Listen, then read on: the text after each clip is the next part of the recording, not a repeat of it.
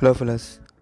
So augmented ரியாலிட்டியில் வந்துட்டு OnePlus 8 and OnePlus 8 ப்ரோக்கு வந்துட்டு unboxing கொடுத்துருக்காங்க. ஸோ அதான் நான் ட்ரை பண்ணேன். ஸோ அதோட வீடியோ தான் இந்த இதில் நீங்கள் பார்க்குறீங்க. ஸோ ஆக்மெண்டட் ரியாலிட்டியில் வந்து இன்ஸ்டாகிராம் மூலிமா வந்து இதை நீங்கள் செஞ்சு பார்க்கலாம். அதோட லிங்க் நான் டிஸ்கிரிப்ஷனில் கொடுக்குறேன். OnePlus 8க்கும் OnePlus 8 ப்ரோக்கும் உள்ள வித்தியாசத்தை மட்டும் நான் சொல்கிறேன். ஸ்க்ரீன் சைஸ் OnePlus 8 ப்ரோவில் கொஞ்சம் ஜாஸ்தியாகவே இருக்கும்.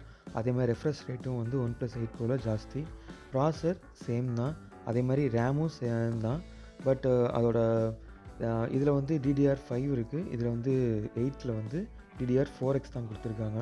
ஸோ அதனால் பெரிய ஒரு வித்தியாசம் நம்மளுக்கு கிடைக்காது. ஸோ அதே மாதிரி கேமராவில் பார்த்திங்கன்னா இதில் 4 கேமரா இருக்கும் 8 ப்ரோவில். 8ல் வந்து 3 கேமரா தான் இருக்குது.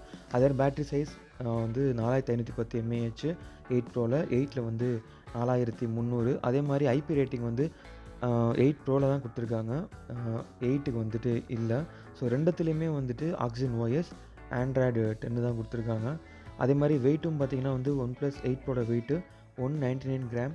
ஆனால் வந்து OnePlus 8ஓட இது வந்து 180 கிராம் தான். இந்த மொபைலை வந்து வாங்கலாமா வேணாமா அப்படின்னு முடிவு பண்ணோம் அப்படின்னா, ஒன்று கேமரா, அதே மாதிரி அடுத்தது வந்துட்டு இதோட ஸ்க்ரீனோட ரெஃப்ரெஷ் ரேட் தான். ஸோ ஏற்கனவே நீங்கள் வந்து ஒரு iPhone வந்து 8 சீரீஸ் வரைக்கும் வச்சுருந்தீங்க அப்படின்னா வந்து கட்டாயமாக நீங்கள் OnePlusக்கு வந்து 8க்கு வந்து நீங்கள் கட்டாயமாக நீங்கள் போகலாம். ஸ்டில் வந்து நீங்கள் OnePlus 6, 7 வச்சுருந்தீங்க அப்படின்னா நீங்கள் OnePlus 8க்கு போகணுன்னு கட்டாயமாக அவசியமே இல்லை. அதுவும் ஸ்பீடுக்காகவோ இல்லை இந்த ரெஃப்ரெஷ் ரேட்டுக்காகவோ நீங்கள் வந்து மாறணும் அப்படிங்கிறது அவசியமே கிடையாது. Thanks for watching this video and thank you fellas. Bye. Stay safe and stay at home.